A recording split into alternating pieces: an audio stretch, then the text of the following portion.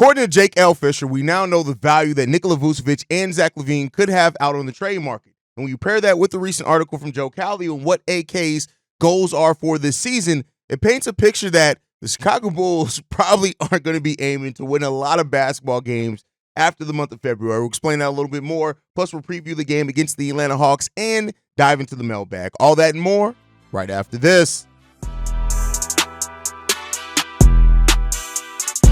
You are now tuned in to Chicago Bulls Central, your number one place for all Chicago Bulls news and content.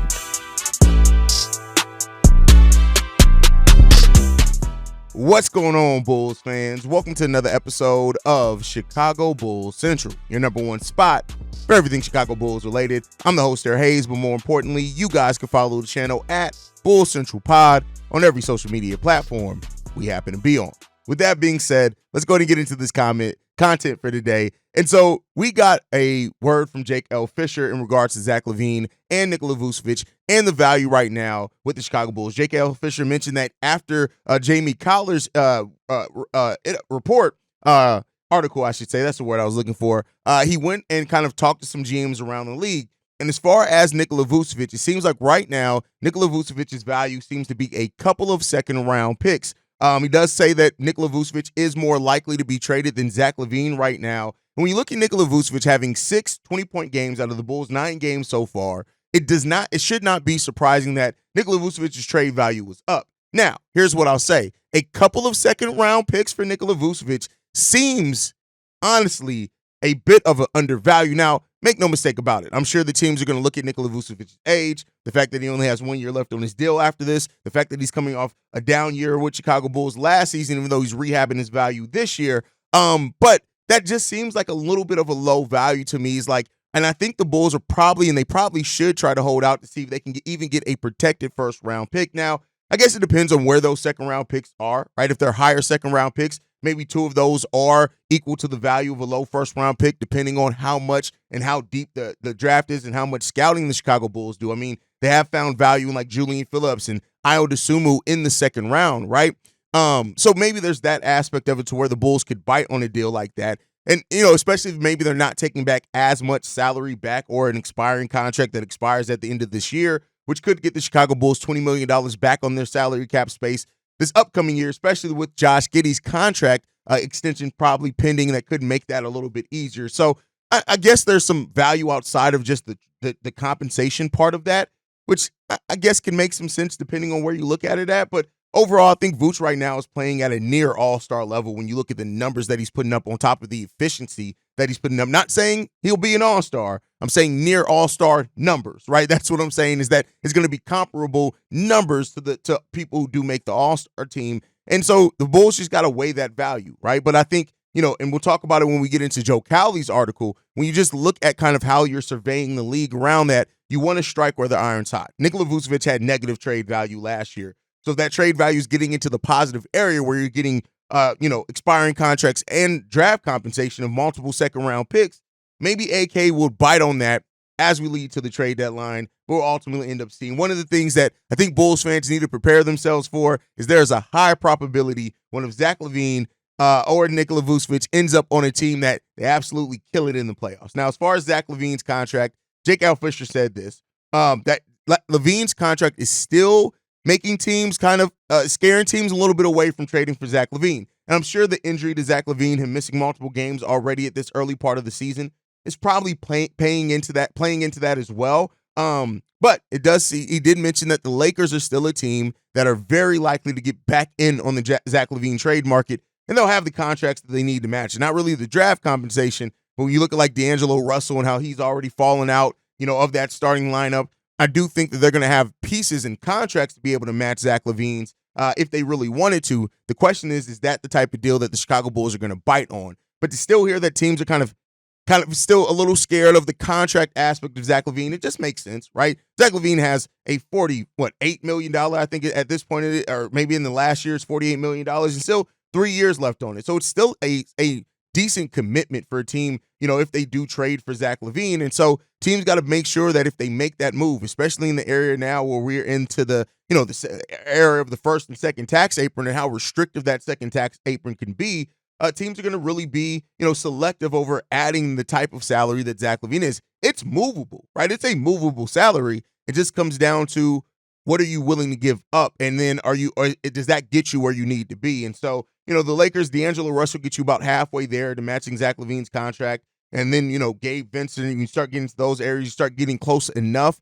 The Bulls they'd have to waive THT in a case like that, right, to open up that extra roster spot. So, we'll see, and it'd be something to continue monitoring. But when you hear this from Jake L. Fisher as far as the value, and then you want to pair this with this recent Joe Cowley article. Now, every time with the Joe Cowley article, always take it with a grain of salt, but he is right sometimes. He is. And, even though I think that Joe Cowley kind of is a bit of a hack at times, there is some times where he does hit on things. And he says this: according to a source, all remains dead quiet on the trade front for the Bulls and has since the end of January. No surprise at this point in the campaign, but there's growing opinion for other teams that if Karnisovas can't move one or more of the obvious big three pieces of Zach LaVine, Nikola Vucevic, or Lonzo Ball, they could look to move Ayo Dosunmu or Coby White either for draft assets by themselves or in a package. Now, I've talked about this heavily in the offseason. There were a lot of Bulls fans that talked about the Bulls maybe striking on Ayo Dosunmu or Coby White while their contracts are reasonable and while they have a lot of value, right? And I was of the mind that they're young enough. They're probably going to re-sign with you. If they fit in with Josh Giddey and things like that, you keep these guys, right?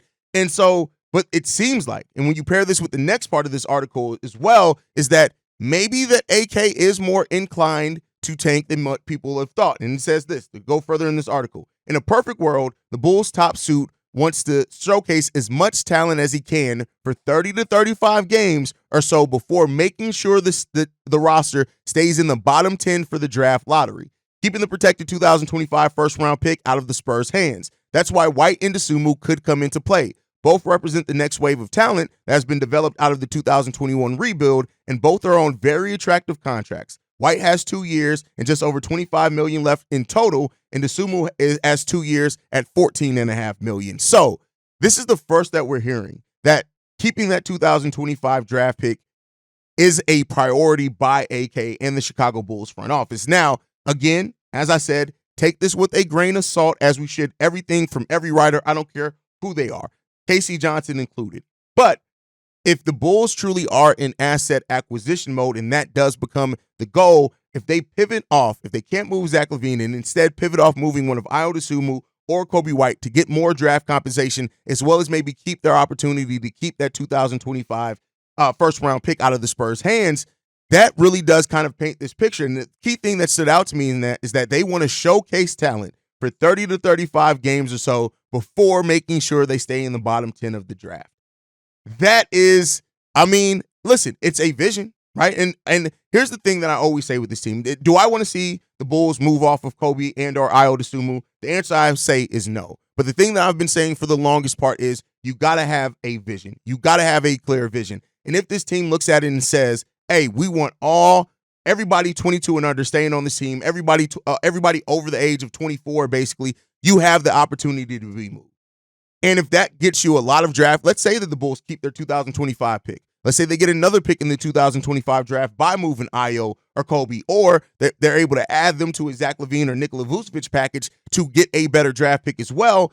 I'm gonna have some questions about it. I want to make no mistake about it. I'm not saying that's my perfect world at all, but it would provide a clear path for this team that they are trying to acquire extremely young talent in the draft.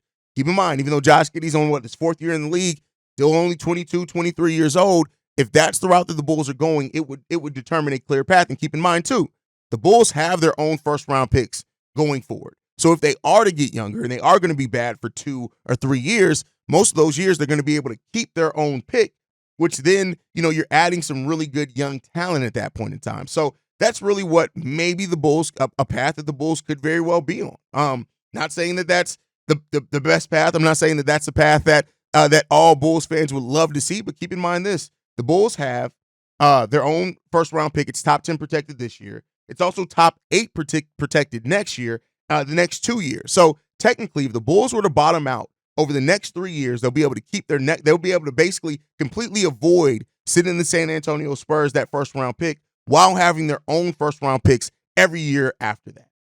And yeah, that's a more longer view to get to where the Bulls want to get to. And like I said, rebuilding is hard. And for Bulls fans that have been calling for the Bulls to tank, it's going to be hard and it's going to be a long process. And, you're not guaranteed to get the Cooper Flags or the Ace Baileys, even if you do tank. Now, the Bulls can try to guarantee that they keep their pick. It doesn't mean that they're going to get the best talent out of those drafts, right? So it's just something to keep watching as we go forth into the season. And I guess we'll see after 30 or 35 games what AK does and how many of these triggers he pulls, because it could very well be a season like the 2021 trade deadline, or was it 2000? It may have been the 2020 trade deadline when we moved everybody, right? When Daniel Gafford was moved and all those guys were moved, and the Bulls now they didn't acquire picks back, right? They actually had to send out some picks, but it set them up to get Lonzo, to get DeMar, right? And so we could be seeing a more clear path of that version where they are in pick acquisition mode and maintaining the ability to keep their own first-round pick. So look out for that. Let me know how you guys feeling all that down below, as always. But the Bulls do have a game tonight against the Atlanta Hawks. Zach LaVine and Torrey Craig have both been listed as questionable. This was the game already that Zach LaVine had targeted as his return date. It is the first cup play game for the Chicago Bulls, as well as all teams, as this is first cup weekend. And so Torrey Craig is also listed as questionable due to illness, but Torrey Craig hasn't really been playing a whole lot either, so I'm not really worried about that. We'll see if Zach LaVine makes his return. But regardless if Zach's on the court or not, the Atlanta Hawks are, averaging they're 4-6 on the season so far. They're averaging the 8th most points in the NBA at 116.4, but they're in the bottom half of the league in defense. They're actually right below the Bulls at 28th of most points allowed per game, allowing 121 points per game. What does that mean? This is a game where, again, both teams' defenses kind of suck, so this comes down to execution and effort on the offensive side of the ball, and that's where we've lost to the Hawks. Over the years that we've lost to them, it's been because they've given more effort. Trae Young is Trae Young. Of course, when it comes down to it, they have Jalen Johnson there as well, and we'll see how that evolves for this team. But this is a game where I think that the Bulls are going to have to take advantage of the boards against the Atlanta Hawks. The Atlanta Hawks are in the bottom 10th of the league as far as rebounding. The Bulls were number 1. We've dropped down to like number 5 now, I think, but we're still a much better rebounding team than the Atlanta Hawks. We have to keep the Hawks off the boards, play tough enough defense to get them into bad shots.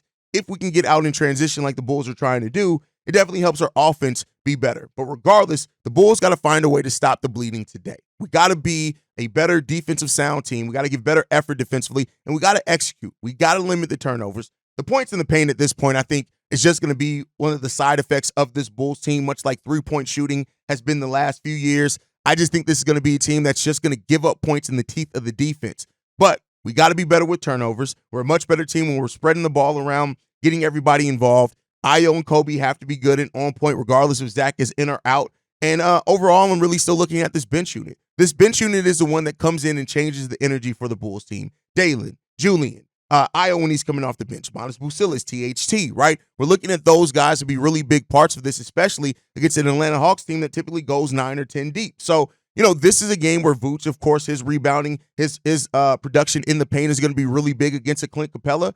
And we'll see if the Bulls have enough have what it takes to come in and get this win. I hope that they do. The Atlanta Hawks have a better record than them right now. The Hawks are actually 9th in the NBA right now. And so, not that the seeding really matters at this early part of the season, but you really want to watch yourself here. You cannot, as the Bulls have done in so many games, allow teams to get into it easy on you because of your lack of defense and your turnover prone.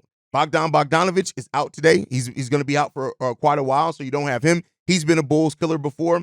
DeAndre Hunter is also going to be out today as well. And you got some other players that out there aren't really Cody Zeller, but aren't really, big into the rotation. You got to watch out for this Atlanta Hawks team. And the Trae Young, Josh Giddey matchup is going to be one that's interesting to see because Josh Giddey typically has very big problems against players the size and speed that Trae Young has. He's leading that team in points and assists, averaging 25 points and 11 assists. So if you can disrupt Trae Young, it can get you in a point of really kind of disrupting what they try to do offensively. They have 3 players averaging over 18 points. One of those, DeAndre Hunter, is out, but Jalen Johnson's averaging 19 points on this season so far. Zachary Risha is starting to come around, averaging 11 points per game now. So we'll see. The Bulls got a big test here, and let's see if they can stop the bleeding, get out of the losing column, and put a win up. Let's hope that the Bulls can get a dub here.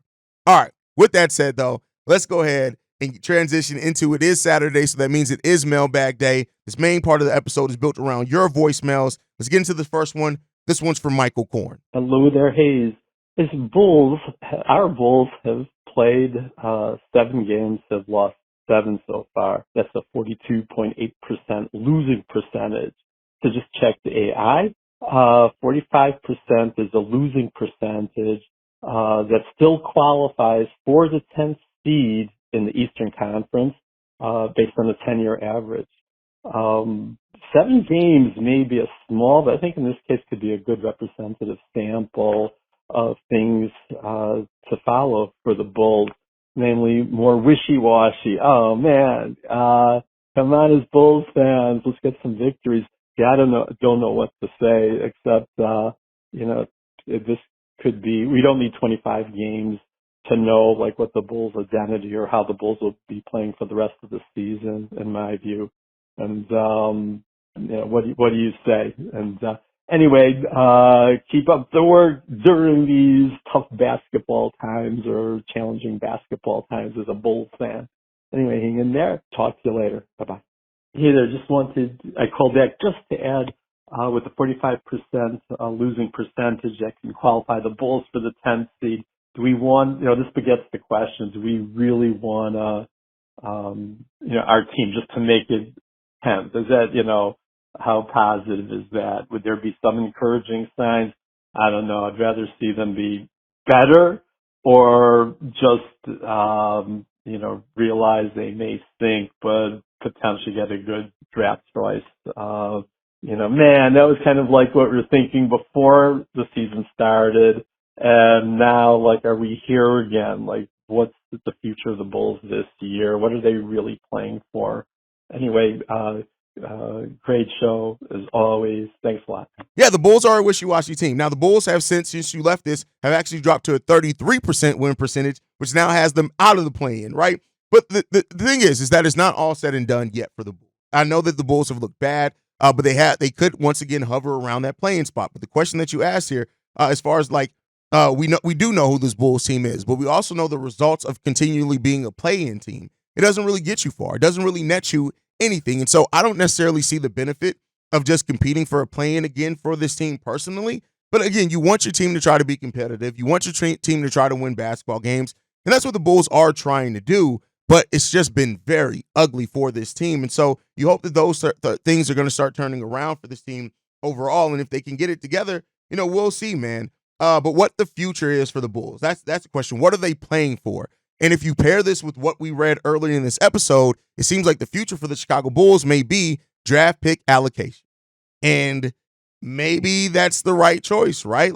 We'll see what happens. I do think keeping that top 10 pick offers the Bulls a really good chance of getting a truly franchise-altering talent. Now, Modest Vucevic could very well be that with his ceiling as well. He got to round out and work on some things, the finer things of his game. But if you can add one of those top picks, one of those guys, Dylan Harper, Ace Bailey, Cooper Flagg, Malik, as well as your center of the future, it really does help the future outlook of your team. But the Bulls just got to see if that's really where they're going to try to get to. And we'll see, because we're covering the team every day here at Chicago Bulls Central. Thank you for that, Michael Korn. One of my favorite people. And Michael Korn's just a good person, man. He's really just a good person. Shout out to Michael Korn. Let's get into this next voicemail. This one's from our bro, Brian Washington. What up, hey? This is Washington from the West Side. Hey, I see the Bulls' problem. Man, for one, I sent the message on the show, they backpedal on defense. It's like nobody hold their ground. They be backpedaling. That team, the other team always walk us right up under the fucking rim. It's like nobody hold their ground or take contact to the body. Nobody reaching for the ball. There's been a lot of steals we could have got made. You know what I'm saying? We could have made a lot of steals. And then they didn't run. Edey was up the floor, but the other 4 players was still in the backcourt. It's like, why the fuck is that? You know what I'm saying? Everybody, and they jogging up the court. Coby head just bouncing every fucking way. It's like, bro, run your ass up the court. Run. That's what they didn't do. They didn't run. We need a rebounder, bro. I don't know who gonna step up or what, like I said before, what move I like everybody on the team, but if you ain't doing your job, bro, by now, something gotta change. We need a rebounder. We need a real, true power forward, bro. We want these players to get that position. They can play it, but they ain't putting the effort in on that part. You know what I'm saying? They ain't putting the effort in. You either go give us 5 points or 12 rebounds or 12 points and 6 rebounds. I'm cool with that. But we ain't getting that there. It's not consistent. You know what I'm saying? But they need to get that defense together, bro. Like, they really got to get that defense. And Ayo make us look strong. Without Ayo out there, bro, we look weak as fuck out there. We look weak. But that's my thoughts on it, man. We didn't run and the defense. We got offense, but they start off shooting threes. Like, they forgetting about the jump shot. They getting the 2-pointers in the paint and the three, but they passing up those jump shots, those around the screen. Every fucking team do it to us. Come around those screens and pop. You know what I'm saying? We ain't doing none of that shit. It's either in the paint or the three, and we shooting. It's good they shooting the threes. They starting to hit them, but damn, don't start off like that. That's how they dig themselves in their hole. They start shooting all that bullshit. It's like, man, shoot them jump shots. Get warmed up, you know? But those my thoughts on that, man. All right. Backpedal. Listen, the Bulls are terrible defensively, man. Effort is a large part of defense, and there are times where I see this Bulls team giving effort. Now, I'm not saying for a full 48 minutes. They have stretches, right? And as far as like turning the defense back over to like to Billy Donovan, no. Wes Unseld Jr. is a much better defensive coach, and I think that overall, like, this team, it is the effort, but it is also a lack of skill, right? You gotta still have some skill defensively. Effort can get you a large part of the way there, and I think that's why the Bulls' defensive rating isn't as bad as what like I thought coming into the season, because the effort has been there at times. Again, I really would like to see what they do with consistent effort and execution on the defensive side of the ball, but the Bulls they're not that team. We are just not that team. We're going to be bad defensively. We are going to be very bad defensively the majority of the season unless the roster drastically changes. And that's just what they built here. They built a team that was more built around changing the offense to more modernize it, and it left the defense in the dirt. When you look at who we sent out versus who we acquired, defense was a large part of what we sent out in losing Andre Drummond and in losing Javonte Green and losing Alex Caruso, right? Like, we just don't have those guys. We don't have those guys that get their hands in the pass lanes. We don't have those guys that get deflections. We just don't have it. We got Ayo. We got P. Will. Julian Phillips does give some effort defensively. Dalen Terry's rounding out to a nice defender. But that's really it. If you're looking at players to give tons of effort defensively. Now, as hopefully like a Dalen Terry role increases, maybe we see more of those type of Javonte Green things from him. But overall, man, defense is going to be very bad this season. And I agree with you. Ayo does help us look good defensively. Patrick Williams at times helps us look good defensively, but it still doesn't seem like it's going to be enough, Brian. But, hell, we'll see what it leaves us, brother. All right, let's get into this next voicemail. This one's from JC. What up, Haize? This is Jay from 219, man. Just checking in. It's halftime against the Mavericks game, and real quick thought, man, I want you to touch on. Looking at our defense, man, and it's missing something, man. And I know that we handed over the defense to Wes Unseld. I don't know, man. Maybe Billy should take back over the defense again. I know we got a little bit of a personnel difference from last season, but I don't know, man. It seems like our defense is missing something. And like you always said, man, Billy can coach you through a pretty solid defense. Right now, I'm not seeing it. But let me know what you think, man. Peace. What is the defense missing? Great, amazing question here, JC. The defense is missing this: rim protection and on-ball positional defense. That's what we're missing. And no, I don't think that turning it back over to Billy Donovan is going to get, like, Billy Donovan has coached a well defense when he's had above average defenders, not when he's had subpar defenders. You go back and look at all of Billy Donovan's teams that had really solid defenses. They had versatile defenders on them that were really good positionally and really good disruptive defenders. We really don't have that. So I think that's why you turned it over to Wes Unseld Jr., because he can get more out of less. Billy Donovan can take you with pieces. If you just give him some really, really good pieces, he can coach you to a top like 8 to 10 defense.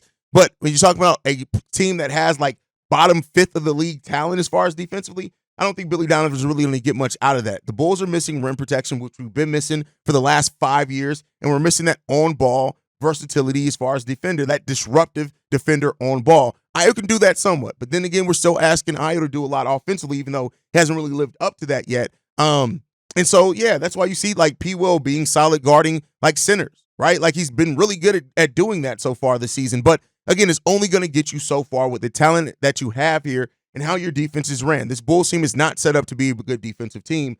So, yeah, we're missing those things. I think with a really good rim protector, it would change a lot because it would deter people from coming into the paint, which is where we're giving up almost 60 points per game. So that could really change some things as well, right?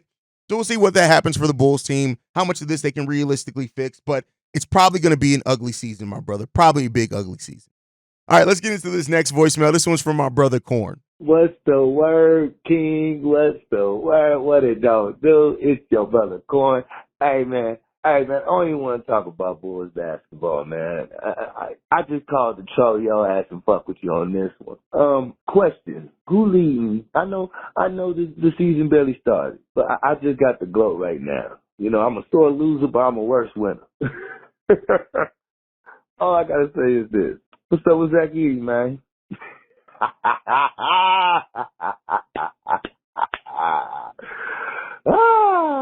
Hey, guess who's leading right now in Rookie of the Year poll? Everybody say like you said, he won't be able to pay in this league. This league is too fast and all that shit. Oh, but what did he do against the Brooklyn Nets? Team that whooped our ass. What did he do against them? Oh, he just bust their ass for 25 points, 12 rebounds, 4 blocks, with 11 or 12 shooting, being that motherfucking beast I knew he would motherfucking be. And you know I ain't forgot about our bet, King. You know, and that's why I had to call it. So I had to call it, get on that ass. I had to. Man, hey, you got to admit it, man. Zach Edey is that nigga, man. You got to admit it. He's dominating. And shout out to Arena, Gilbert Arena podcast and shit. They had a wonderful debate about him. Fuck what Gilbert Arenas is talking about. 22, all that shit. No, fuck all that. Yes, he's 22. Yes. And that's the problem. Motherfuckers need to stay their ass in school. Coming out early. Come out there and motherfucking get your ass right.